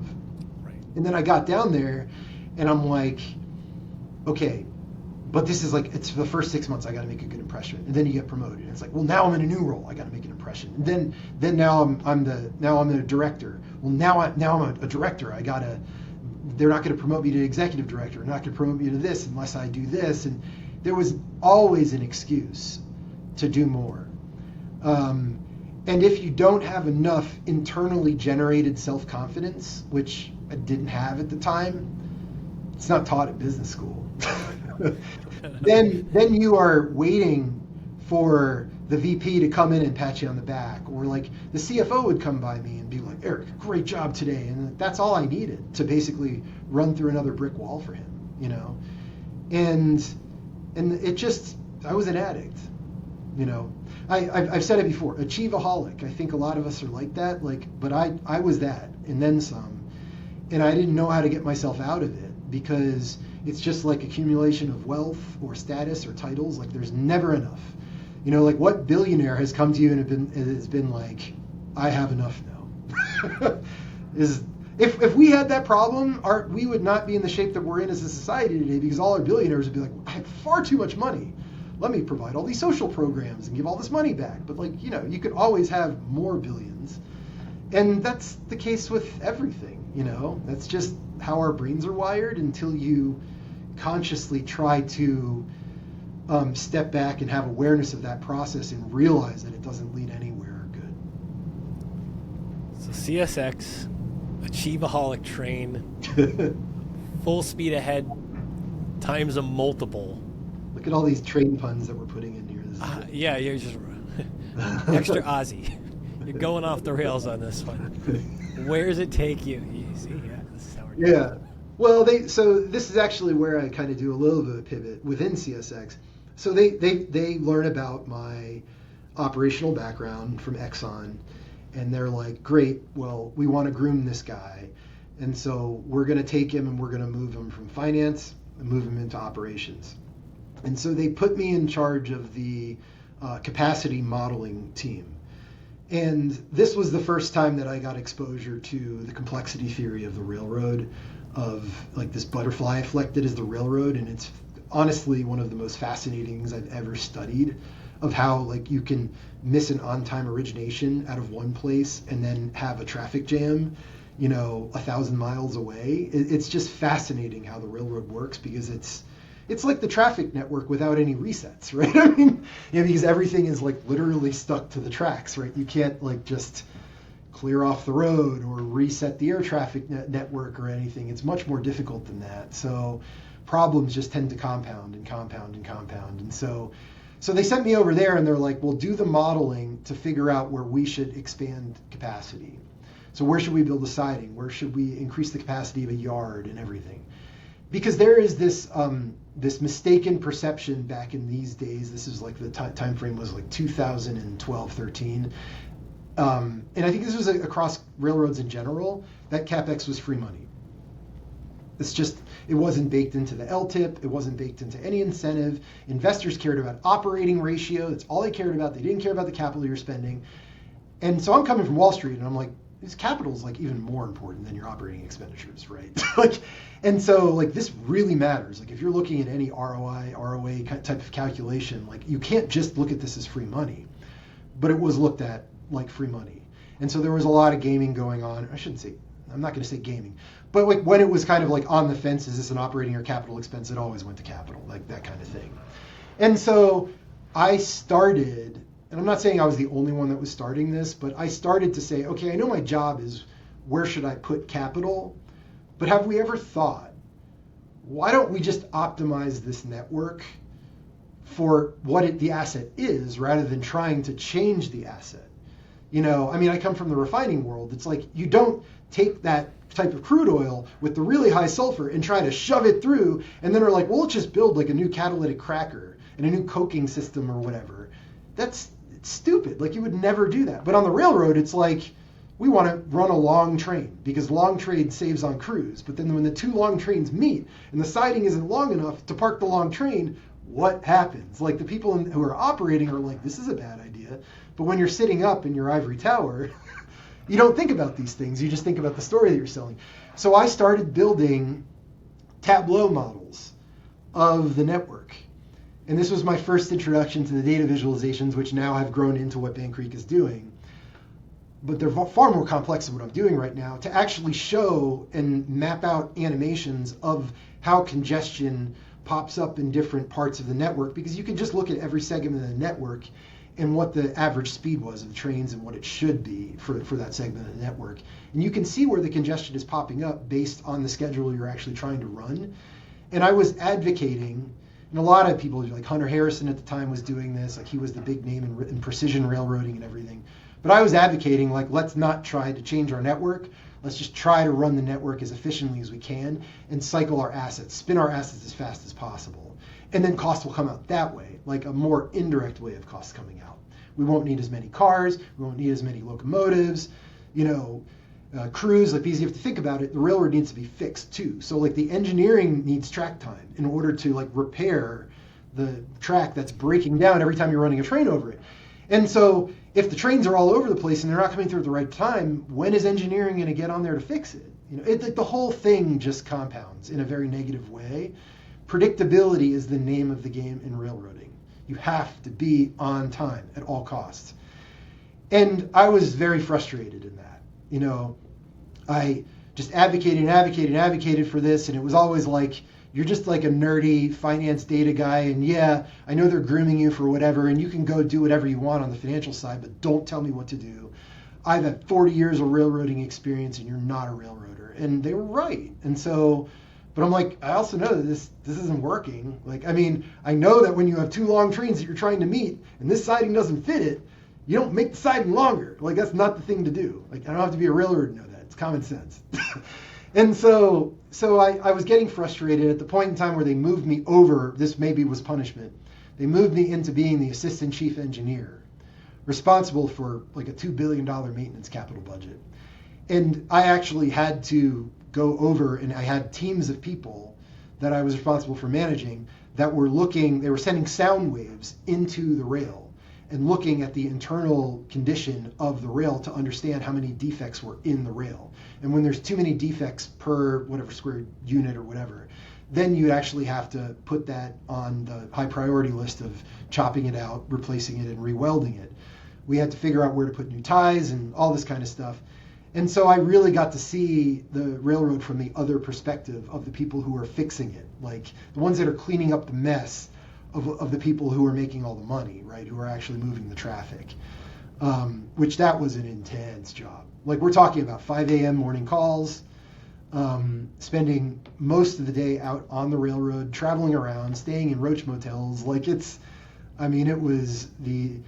like the military, Great experience, though, and the most wonderful people, the hardest working people I've ever worked with. I mean, when you actually get out there and work with true through and through railroaders, I mean, these are extremely hardworking people. So I have a tremendous amount of respect for them. Yeah, there's something about being on the side of when stuff is going wrong and trying to anticipate what's going wrong is very different than let's just get all this right and hit these numbers and targets and optimistic, positive speak. Yeah. All right, I'm not going to make a railroad pun. Where's that run out? It would derail if you did. Thank you. One of us has to do it. Derail this train. What happens on this journey? Okay, so I'm, like I talked about, I'm getting a little bit frustrated with, call it, the strategic direction of the company. And then I have a friend at the time who is, I met him at CSX, but then he went to Harvard. And then he actually was graduating Harvard and was going to go take over as a CFO of a pharmaceutical wholesaler. But actually, I don't think I've ever told this story, but like, I actually had two options. So there was the option, the path that I took, which led me into the world of prescription drugs, pharmacies, 46 Brooklyn, eventually here. But then I was very, very, very close to taking another offer. And I had an offer to one of those companies that was doing a lot of the work and had the equipment, that was one of the top companies in the industry that's responsible for the equipment that was running over the rail to analyze the internal defects of the rail. So critical, mission critical kind of equipment within the railroad industry, but very, very highly niche. They were recruiting me to basically come in and study under their CEO eventually to take over. Now, they were very clear that, like, you may not cut it. Like, this may not work, but this is our intention. We need new blood. We need new leadership. We want to bring you onto the leadership team. And these people is an amazing company. Like, if I were evaluating the private company, but if I were evaluating on the private equity side, like, this is everything you ever want in a management team. A huge competitive moat, just wonderful business. But it was in Connecticut. And I mean, like, 99 times out of 100, had I not had this other offer, which took me to Ohio, I take that job. And I'm probably running this company from somewhere in Connecticut, working for these wonderful people, working with a lot of amazing railroaders, and with a very, very happy life. Very totally different life than I have right now, right? Instead, at the same exact time, this guy, his name is Michael Fall, he comes in and he's like, hey, how would you like to come run a chain of independent pharmacies? And I'm like, I have no interest in running a chain of independent pharmacies. I don't know I have no idea what pharmacy business is all about. And he's like, they're in Dayton, Ohio. That's where the headquarters is. And I was like, wait. I called my wife and I'm like, I just got a job offer in Dayton, Ohio. And she's like, oh my God, really? And so I called back and I'm like, okay, tell me about pharmacies. How do they work? And to be clear, the only people who get excited about a job in Dayton, Ohio. Yeah. So my wife has very, very, very strong family ties to the Dayton, Ohio area. Her grandparents bought land here back in like the 60s. And so the land itself is almost a part of her family. I mean, the amount of memories, and we're talking about like 50 acres of farmland, right? And so this is part of her childhood. Like there's so much history with this area that my wife Summer had been asking, how can we get to Ohio? How do we get to Dayton? Like even Cincinnati, Columbus, wherever. Can we be close to Dayton? Ever.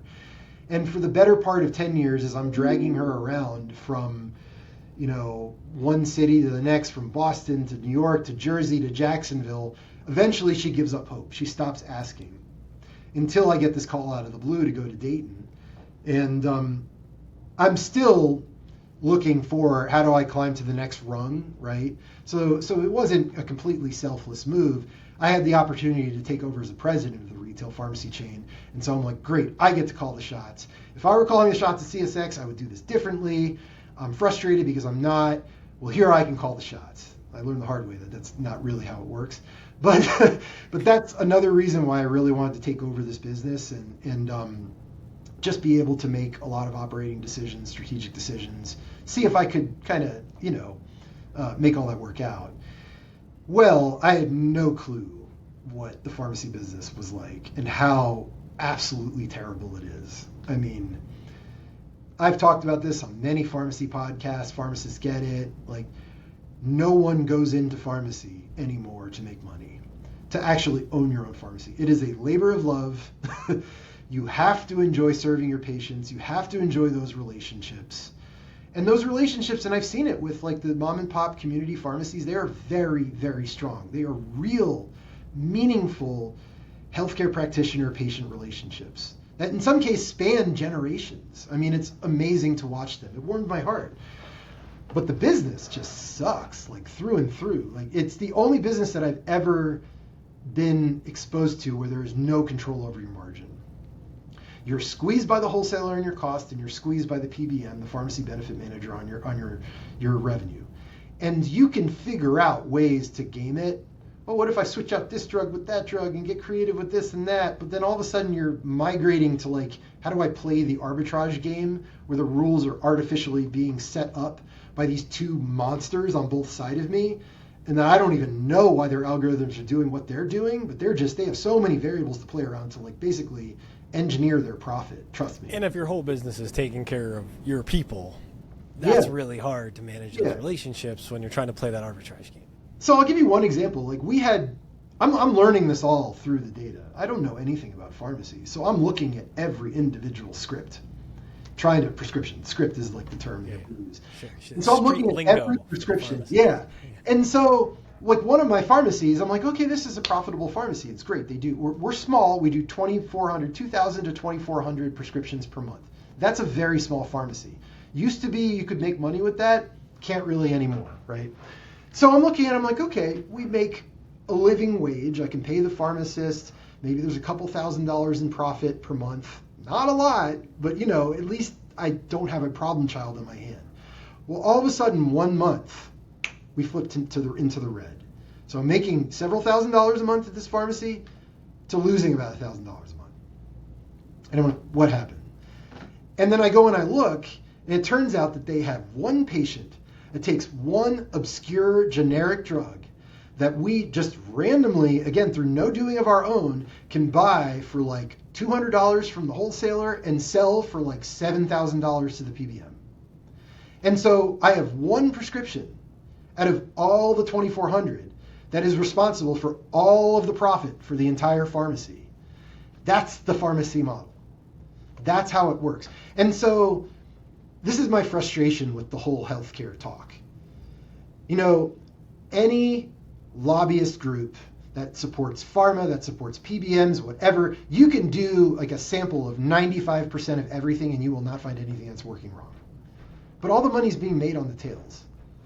And so, and people just don't know enough about statistics. I mean, your listeners do. But most people, at least in the pharmacy world, don't understand enough about, and certainly the politicians don't get it. That they're like, well, but there's this fact-based study that just came out from PCMA, which is the lobbyist group that supports the PBMs, that tells me that I'm saving money on 95% of all my prescriptions. And I'm like, it's true. And they're like, but then you're telling me that these guys are getting ripped off and that's happening and there's access issues. And I'm like, that's true too. Yeah. I'm like, it just Remember depends. that 95%? There's 5% of that pie left. Yeah, And it's but doing I some mean, things. like, they're making all of their drugs. I mean, they're making all their money through not even just 5%, through probably like the top 1% of their prescriptions. The specialty drugs, like the generic drugs that have recently come off patent, and there's not as much transparency around, are they even generic drugs? And so pharmacy benefit managers can define them as specialty brand drugs on the formulary for the client, charge them like they're a brand drug, and then buy them like they're a generic drug and pay the pharma. And so they can net thousands of dollars on profit on each one of these for a couple of years until the game is up. And then the new drug comes to market and they do the same thing all over again. And so, you know, the lack of transparency is like nothing I've ever seen in my life. And this is why I have so much people haven't watched the excess returns podcast we did. Like, this is why I have so much conviction in my healthcare jobs theme. I lived it, like literally from the inside out, you know. I'm looking at this data and I'm like, this is horrible.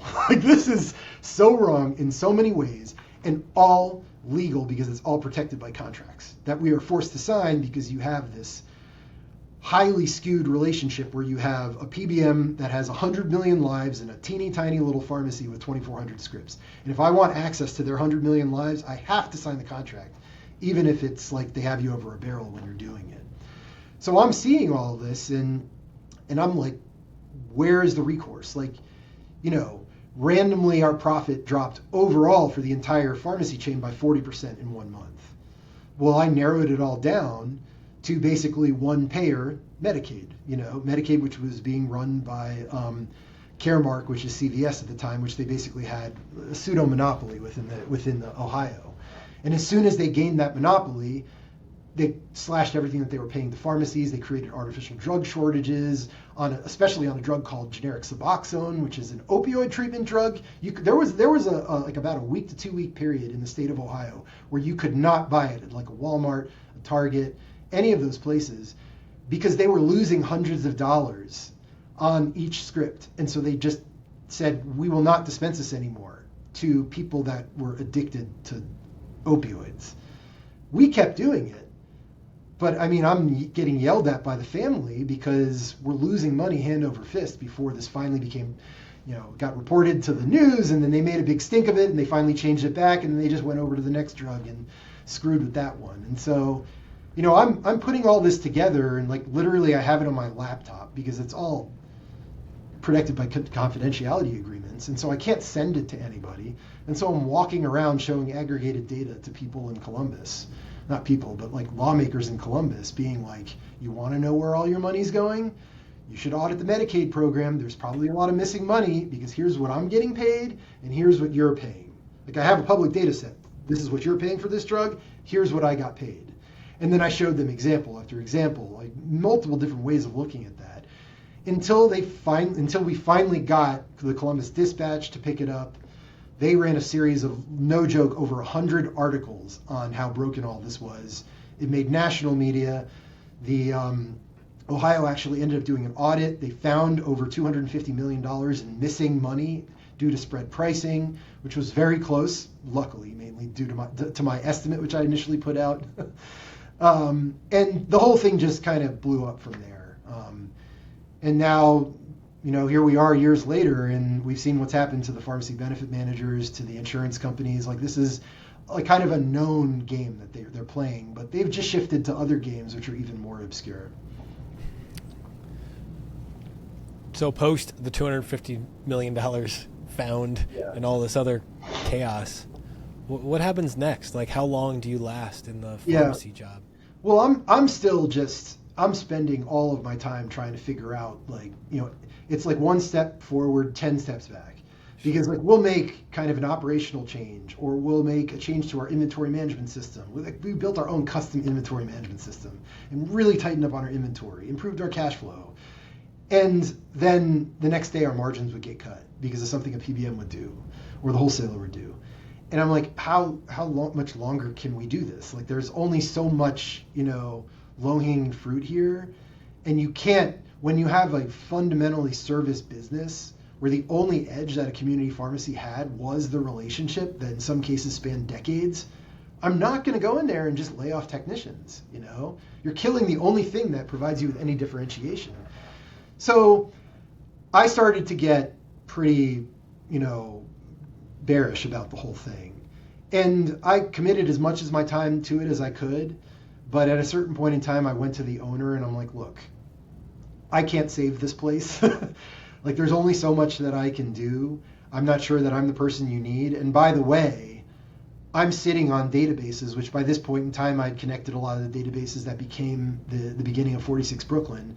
I'm like, I want to tell this story. Like, there are ways that I can do good and I can expose this that can actually help, rather than, trying to go down with the sinking ship. And so he let me out of my contract and I left. And, a couple months later, I started up 46 Brooklyn, and I took all of that achievaholic type mindset and I poured it into writing. Just, 12, 13-hour days of writing, researching, nonstop. And I loved it. It was one of the happiest times professionally of my life. I was making no money. But, and so it couldn't last for that long, but like I was free to tell my own story for the first time in my life. When you're working on Wall Street and Morgan Stanley, you write something and I want to put a little snark in it or whatever. It goes to the editor, they chop it out. Like, you can't actually put your own self into it. You can't make it into a creative project. And I didn't realize how important that was. Like, I don't have a creative outlet in music or this. I mean, I do play drums. I saw that you're a musician, but I kind of made my way. I lost track of that a little bit, but writing and data visualization became my creative outlet. It became my art. And there was a part of my self that was very nourished that had never been before, that I just fell in love with at that point in time with 46 Brooklyn. How old are you when you make this decision, and tell us what the name means? Yeah, so so it's 2016 when I started it. And that means, what is it now? So I am 37 at that time. And the name stands for, it's 1946 in Brooklyn, which was my mother's password to her computer. And I didn't know what 46 Brooklyn would do, but my mother passed away in the end of, it must have been I'm losing track of time. It must have been in 2018. So she passed away at the end of 2018. I really got this thing kicked off in 2019 to whatever. So I'm a little bit older than that. And she had a long, arduous battle with pancreatic cancer. She had a Whipple, which is like the most invasive of all surgeries ever, which that procedure ultimately was, I think, what killed her because her body never recovered from it. Very hard mental battle, lots of anguish and resentment and everything for what she had done with her life. And that was I was very impressed upon by that. And I spent the last, 2 weeks with her, a week when she was conscious, and then a week when the hospice was there. She was in her bed unconscious, and we just were there while her body was in the process of shutting down, my sister and I, and my father. And, for anyone who's ever gone through that, I mean, that was one of the most insane experiences of my life. Like, actually, people that die like this, there's shock and so, but this was just watching the human body as a machine turn in from your mother to a non-functioning, just body. It was insane, Anyway, not to get too off track on that, but after that, I was just so I need to change my life. I need to. Basically, my mission at that point in time was I need to be okay dying whenever that point comes in my life. Like, I can't have resentment that I didn't live my life the way that I wanted to live it, not through other people's rules or lenses or what society wants of me or what I think climbing the corporate ladder or whatever.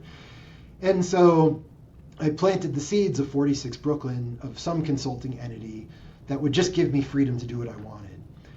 And to be honest, the only reason why I tackled drug pricing was because it was the only story I had to tell at the time. Like, I could have done, recidivism, or I could have done, like anything. But that's just the area that I knew something about, and a story that I had that was differentiated, that I could tell, and I could do it through data. And that was really important to me to do that. So I named it after her. I spun the company up. I wrote 2 or 3 different reports. Spent, not even that long, like probably a month or so writing these 2 reports, just chock full of all these charts and everything, all the stuff that I'd been wanting to say for so long. And one of my kind of colleagues / friends, his name is Antonio Chacha, who now is the president and CEO of 46 Brooklyn. He had lots of media connections. And so this was in the early days of people being like, something's really wrong with drug pricing. But nobody had any information. And so here we come out of left field with like, here's a public database that you can explore that makes no sense, and with like huge gaps between what states are paying and what the cost of the drug is, that are changing and getting larger over time.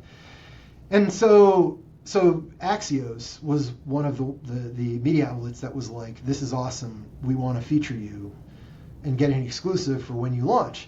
And so we're like, hell yeah, national media coverage, day one. And so I literally am trying to figure out how to build a website on Squarespace. I don't know anything about this. I don't know anything about launching a business. We're still looking like, what do I even do for the terms and conditions? My lawyer's like all over the thing. Like, we're fixing things up to like the 11th hour, right? And then we publish it, and then the Axios story drops. Our website gets flooded within like minutes. I'm getting calls from press left and right. I'm getting people like literally billionaires, celebrity influencers are reaching out to me. And I'm on vacation at the time when this is happening. I'm like, what the heck just happened? Like, and the feedback was like, this is amazing what you've done, but like, what are you going to do next? And I'm like, I don't know. That's the point of this, is I'm going to do whatever I want next. But I have a feeling that once I start pulling the layers of this onion, I'm just going to keep going, and the rotten core is going to get just deeper and deeper and deeper. And I was right about that. and it was one of the most prolific, productive times of my life professionally. We were literally publishing every week. And I'm talking about like in-depth 30-minute reads, one a week, one after the next, after the next, after the next. And we just like, you were tripping over stories if you knew how to play with these databases. It was just a feeding frenzy of what we were able to do. And it was just me and Antonio that were doing all of this. And I was doing all the content generation, all the writing, all the data visualizations, and he was doing all the publicity on it and getting a tremendous amount of traction with it. So I'm getting job offers left and right now. But I'm like, I can't keep 46 Brooklyn going unless I have control. Like, if I go and work for you, people were looking to hire me just because I'm the 46 Brooklyn guy now, 6 months into this, Oh, there's this pharmacy buying work group or whatever, and like, we have the 46 Brooklyn guy, and therefore sign up with us. And I'm like, I'd love to do that, but I can't. Like, if I want this to really achieve its core purpose, I need to have my independence. And so I just started my own consulting company, and I was living hand to mouth. I had some savings, but like New York stole most of my savings. and so I was just trying to make ends meet. And I'm like, if I can make pre-tax $8,000 to $10,000 a month in consulting fees doing anything, I can get by the next month. And that's all. My only goal was to keep doing this 1 month at a time. And finally, I got one contract from the Pharmacy Association in New York, and that kind of broke it all open. That actually gave me a couple months of work. And I literally wrote it. I had no office. I didn't have money for an office. I literally wrote it from a library. Later on, funny story, when PCMA wrote a hit piece on us, which was really cool, that, the lobbyist organization. They called us three guys from the lobbyists. They called us 3 guys in a basement and criticized our work. Nice. And I'm like, it's not accurate. It's 3 guys in a library. Yeah. A public library. A public library, yes. So, shout out to all the public libraries. Seriously, give them their flowers. Yeah. So, oh my gosh, I lost my train of thought with all of that after going on the library. Well, so you're living month to month. You're finally there. You get your hit piece, and yeah. So that went really well. And one thing about New Yorkers is, man, are they passionate? And so we start I put out a piece, I do months of work, just nonstop. I get this piece out. I do a rough estimate, which is the best that I could do of what I thought was like the spread pricing within their state based on the information. I caveat it all. I put my methodology out and everything. There's criticism from both sides, but the pharmacists across that state, especially the ones in, the boroughs, oh my gosh, they went nuts with this. They put a marketing campaign behind this that I have never seen ever replicated. Billboards up there, and they raised tons of money on the back of this thing, and it worked. I mean, it took time, but 5 years after my report was published, which is pretty much the match that lit the entire thing, they killed their entire managed care Medicaid program within the RX space. And so they basically took the entire thing in-house and managed it within a fee-for-service style, that's just fancy kind of healthcare words for saying that the state ran it, and so the state could make decisions of it based on how they wanted to pay their pharmacies, rather than there being a middleman, which was the managed care company, that there's another middleman that lives behind them, which is the pharmacy benefit manager, that all of the data was aggregated, and so the Medicaid department was paying a capitated rate in, and they had no idea how the pharmacies were getting paid. So some pharmacies could be getting paid 50 cents to dispense a prescription, and they're screaming and crying, and the state's like, what are you talking about? We don't see any of that data. All we see is that we're paying these guys a lot of money. We don't see what's coming out of the other end. So that took 5 years, but the beginning, like the combination of really good data and really good PR on top of that toppled a multi-billion-dollar program. And that was the start of 3-Axis Advisors. Like Bloomberg covered that, the work that we did, and then that led to us doing Illinois, and that led to us doing Massachusetts, and then we got the holy grail of all databases. We did a public records request in the state of Florida, and they I don't think they knew what they were giving us, but it was all public records request. I got every single individual script. I had hundreds of millions of scripts for an individual year, and I was able to analyze for a specific drug that was dispensed at the same exact day at 2 different pharmacies on the same corner, one owned by CVS, one owned by Publix, from the same payer, also owned by CVS, and found that the drug that was dispensed at the CVS pharmacy was paid $9 per pill, and this one was 50 cents per pill. If you ever want to see the most well-proven, highly supported, real-life conspiracy theory, go to 3Axis Advisors. It's available for free. It's a 200-page report where we basically did this is the most, it was investigatory data journalism. We just threw everything in there. We kitchen sinked the entire thing. We found multiple examples of what I'm sure people would consider fraud.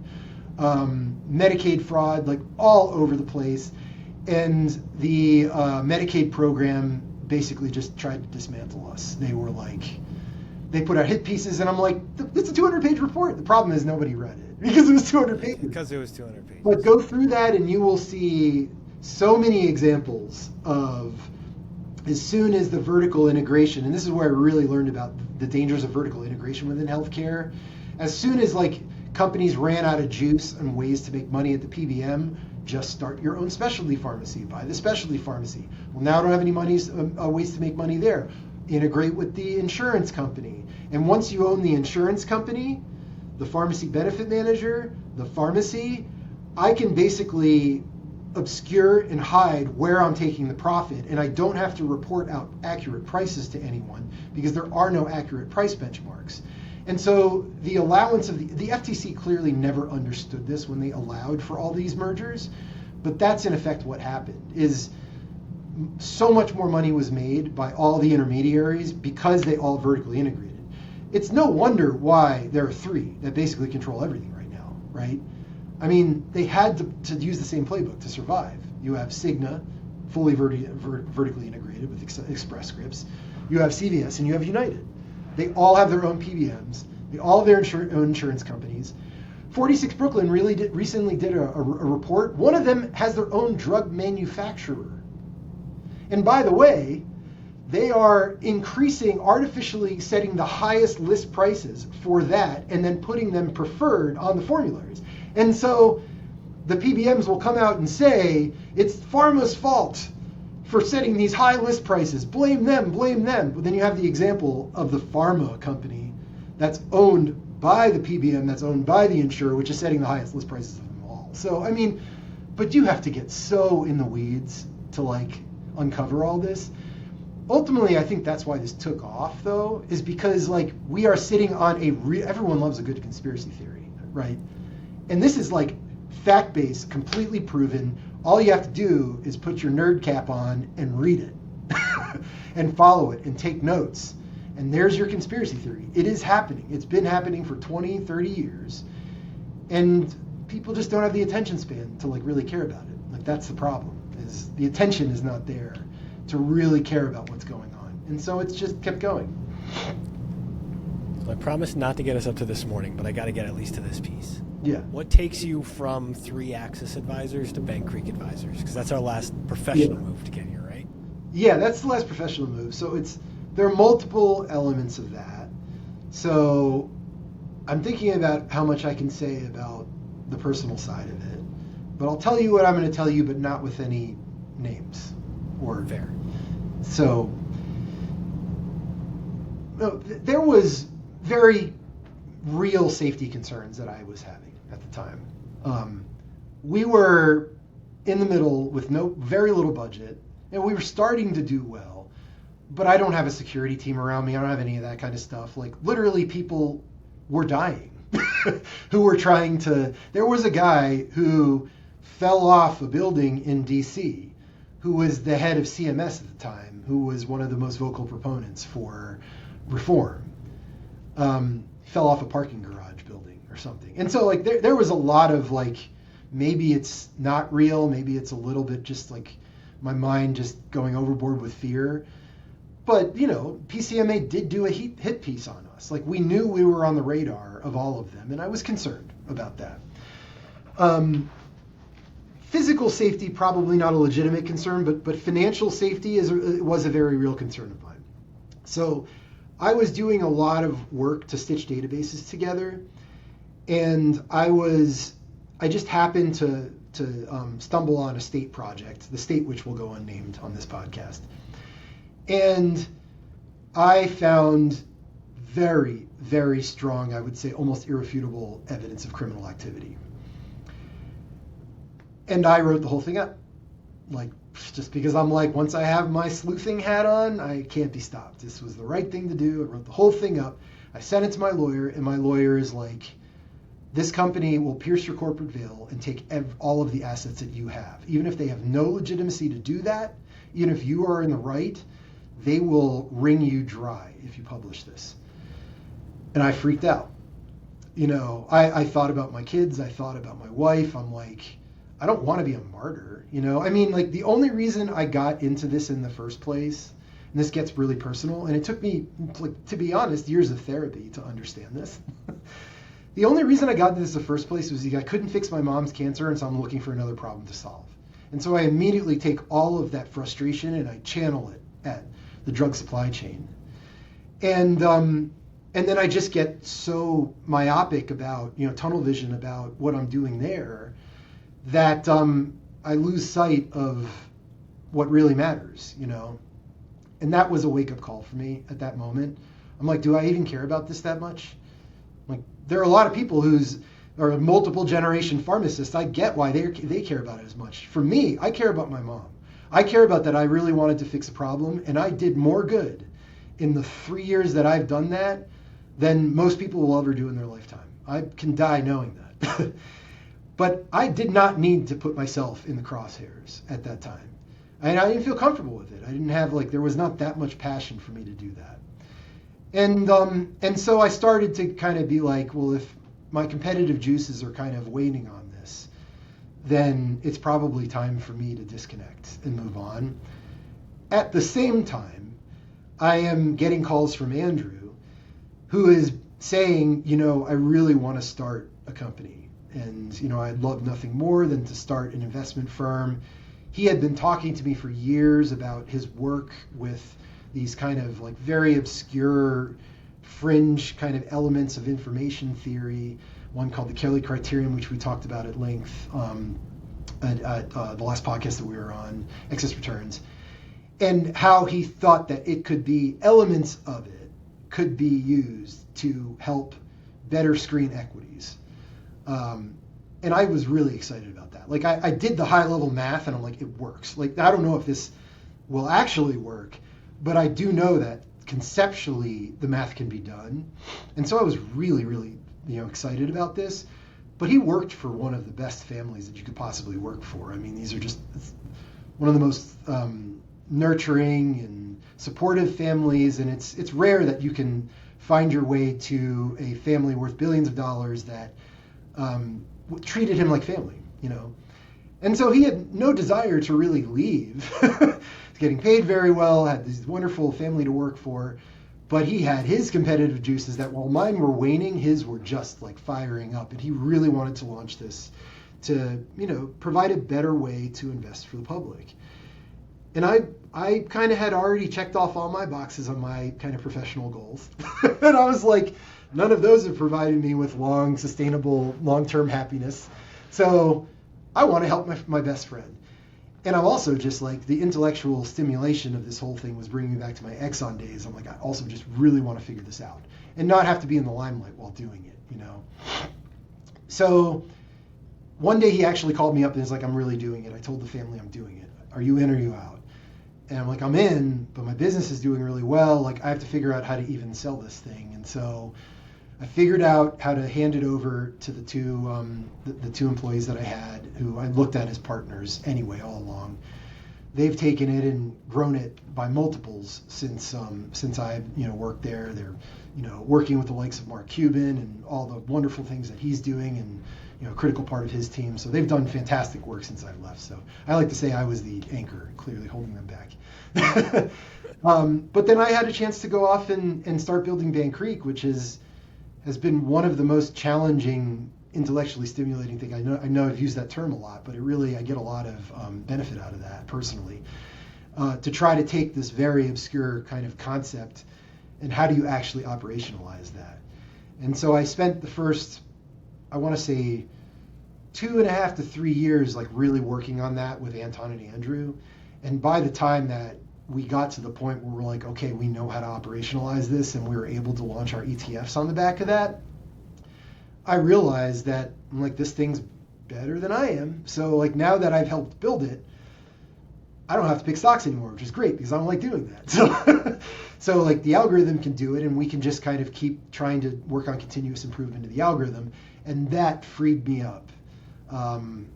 Over a year ago now, it's a better part of 1.5 years, I think, to really work on what I'm spending most of my time doing now, which is our public-facing kind of work at bancreek.com, which is kind of a poor man's version with better charts of epsilon theories.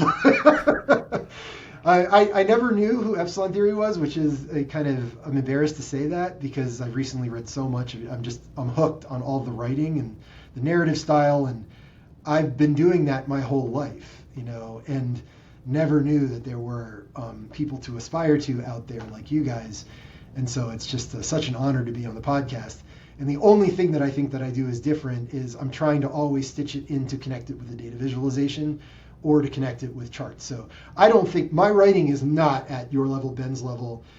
So I need charts to keep people interested. So I try to intersperse lots and lots and lots of charts, but they're all original. Like, we don't almost ever replicate a chart. I'm always trying to come up with something original that I am creating out of raw databases to give something to people that they maybe haven't seen elsewhere.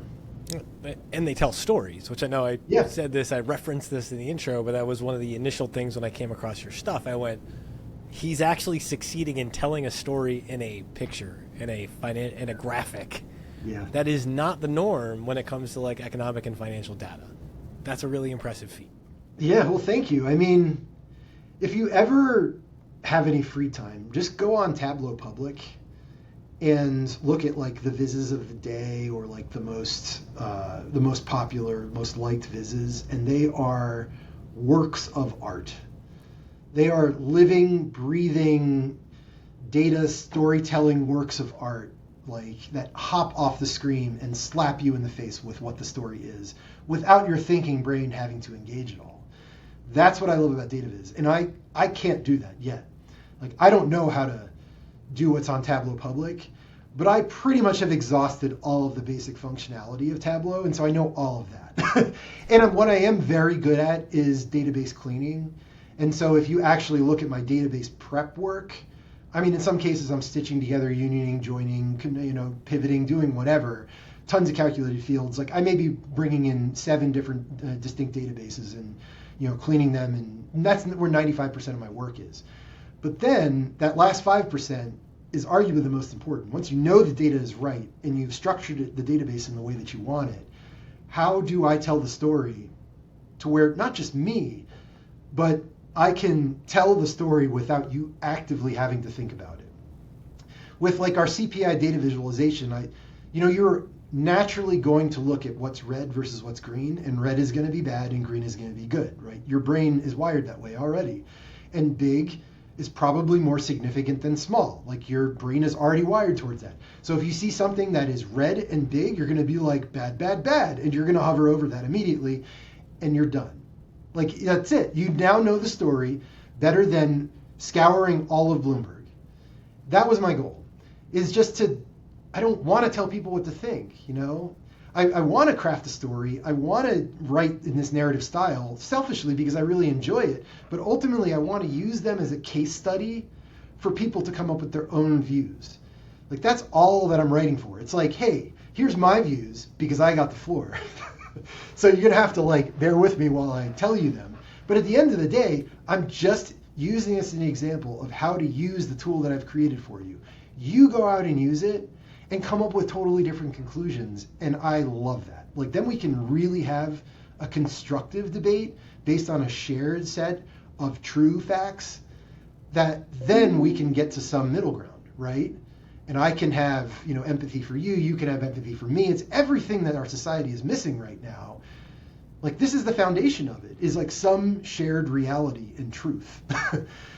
I would love for someone to come to me and tell me man, shelter doesn't matter at all. And here's why.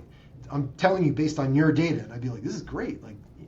More of this, please, But sadly, a lot of it is, and I didn't go into this. I wanted to go into this for spurring the debate, getting this debate to kind of go.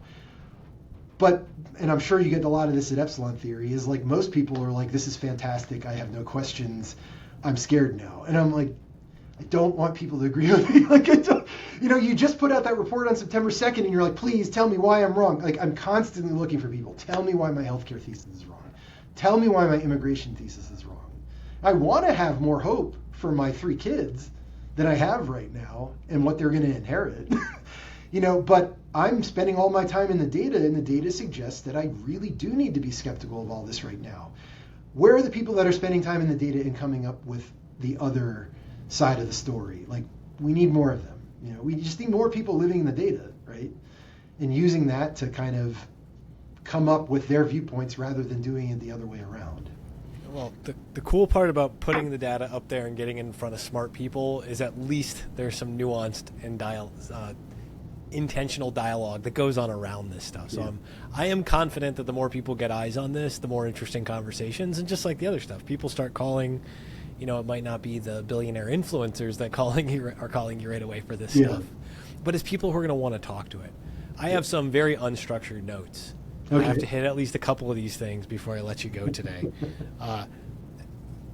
This is probably an obvious one. This is part of why I wanted to talk to you. The idea, what's it mean to you that today you're working with a bunch of your elementary school friends? Because this is maybe one of the happiest things I'm going to talk about all week this week. It means the world to me. I mean, the bonds that you can build up from before your brain is fully formed, you know how this, I hope that you know how this is. I do. There are friends that I have who I grew up with, who I won't see them for 5 to 10 years, and then I'll see them, and it will be, exactly like that. You're right back there with them. There is a connection that we have where that it's impossible to replicate with someone that I'm meeting now, or someone that I was meeting in my 30s, or someone that you're meeting from a professional setting. I do have to say there are challenges too, right? And there's good and bad.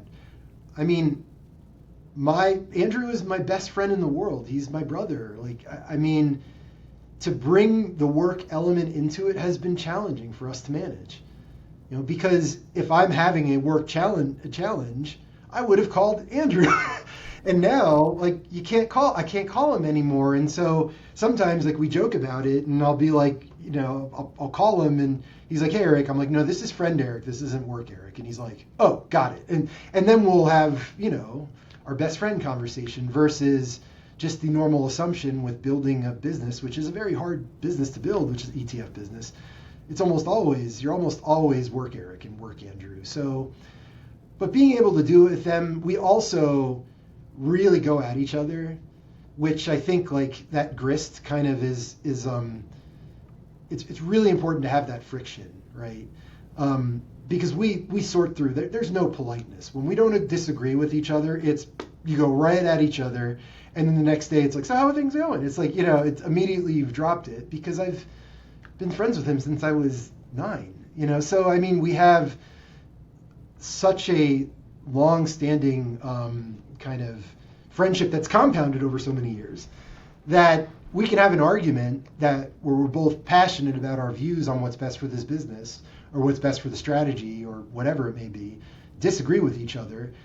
And I really do think that ultimately our investors benefit from that, our clients benefit from that, my work benefits from that, because we don't have any of, like, the kind of bureaucratic garbage that you have in normal organizations, which, trust me, like, I played that game for so many years working in large corporations. I mean, it's all just one, you know, elegant kind of game of who do I talk with, who do I get lunch with, what do I say about this person and not say about that person in order to, you know, when you're in a ranking, you know, and rating meeting, like, my name needs to come up and I can't upset any of the other. It's just a game of calculus, which is so annoying. We don't have any of that stuff here. Yeah. So, but you have those shared facts, and because you have that shared background and information for the business, like, nothing's like, this isn't the thing that's going to kill us. So long as we're both agreeing on the stuff in front of us, this doesn't destroy the relationship. Yeah, it never has. And I'll tell you, like, personally, we've had some arguments where I'm like, I don't know how we're going to recover from that one. Yeah. And then literally the next day we've been fine. I'm like, "Hey, I'm sorry. I think I went a little overboard." And he's like, "Me too." And they're like, "What's next?" Like, we just move on to the next thing. And Let's keep it and going. that's what you do with family, I think, you know, and these 3 guys are they're my extended family, you know. And so it's a beautiful thing to be, you know, even if Bank Creek doesn't end up working out for whatever reason, which I mean, I think there's a lot of momentum behind everything that we're doing right now. But you never know with these businesses. There's a lot of luck that comes too. But to be able to spend years building something, manifesting something from nothing with people that you consider your family is a really special experience. All right, I need another story too. What's the, you know, wife, soulmate, freshman, sophomore year of college? What's the meet? What's the first Apollonia moment from across campus? Like, what was the... How did you guys actually get telling introduced? that story? Yeah, we got to tell Okay, that story. fine. Let's go there. So apparently, I met her freshman year, but, like, we ran in, like, separate friend groups connected by a different friend group in the middle. So every now and again, she would be at a party and I would be at a party. And I didn't really know who she was, but apparently she knew who I was. I was dating someone else at the time, so that got in the way. Eventually, I was no longer dating that person. And she and I were, so if anyone who knows about University of Florida, you go tubing all the time.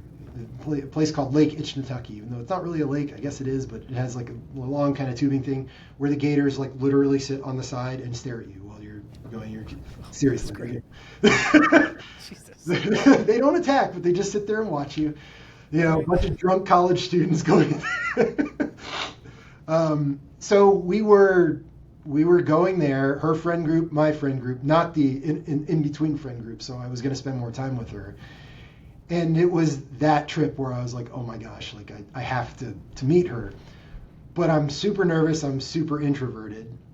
Remember, this is pre-Harvard. And so, of course, I say nothing to her like the entire time. And she's quiet too, so she says nothing to me. But on the way there, I have to stop at the bathroom, at the gas station. And so then it's going through my mind. I'm like, oh my God, I can't spend too much time in here because she's gonna be thinking things and everything.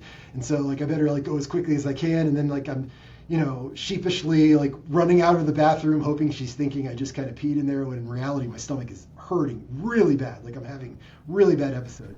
And so I run out to the car and I'm like, okay, I hope she doesn't think that I'm, whatever. I'm thinking about myself right now.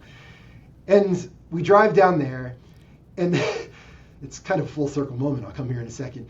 And then we do all our tubing. I don't say a word to her. She doesn't say a word to me besides like waving at each other.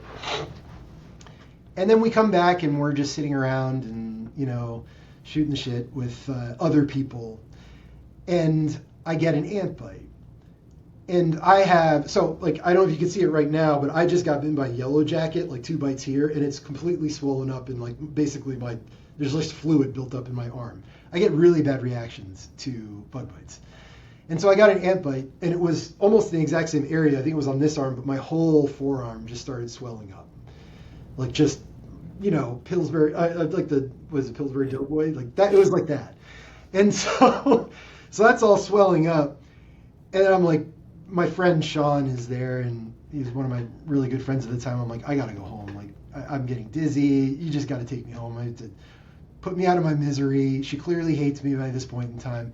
And so I just waved goodbye, hold my head down, and then we drive home. And then I take a bunch of Benadryl or whatever when I get home. And then, try to forget the entire experience happened. Well, then I get a call, I want to say the next morning, from her friend, which is how I met her, saying, hey, Summer really is interested in meeting you. Do you want to call her? And I was like, oh my gosh, are you serious? She does? And so I got her phone number, and then I just sat there and like stared at the phone because I was too nervous to call her. And then the phone rang and she called me. And she invited me over, and we were pretty much inseparable for the rest of the summer, and really ever since then. So it was a good. Intestinal fortitude, gators, ant bites. Yeah. They couldn't beat that one. I love it. I had to know. I had to ask. Eric, if people want to look you up on the internet, they want to read some of the work you're doing with Bank Creek, where should they find you? Where should they bug you these days? Yeah, so bankcreek.com is the best place to go. And BANCREEK. That's correct. Yeah, bankcreek.com. There are links to get to if you want to learn more about our ETFs. That's bankcreeketfs.com. If you go to Bank Creek, you'll see banners. You can get there. That's where you can read all of my work. You can read more about our company. You can reach out to me directly. It's Eric, ERIC, at bankcreek.com. And then I spend some time on socials, probably not as much as I really should to distribute our content, but right now you can find me on LinkedIn. It's just Eric Pachman or Eric Pachman, and on Twitter at Eric Pachman. We'll put links there. Eric, you're truly an intentional investor. I want to thank you for joining me today. This has been an absolute pleasure to get this story finally. Yeah, thank you so much, Matt. And my story is a long one. Andrew always says that you're just like Forrest Gump. It's like this, nothing makes sense. But I think this is the longest I've ever talked about it, and I'm not sure if I could spend any more time. So, I wish I could give you a medal or something, but 2 hours. I'll give you the medal address for where we sell those things. I truly appreciate it. Thanks for joining us today. You're watching The Intentional Investor on Epsilon Theory, and we are out. Thanks for tuning in. Be sure to like, share, and subscribe wherever you're watching The Intentional Investor so more people can find our show. You can follow Matt directly at cultishcreative.com or at cultishcreative on Twitter. For more great content at the intersection of investing and life, check out EpsilonTheory.com or at Epsilon Theory on Twitter.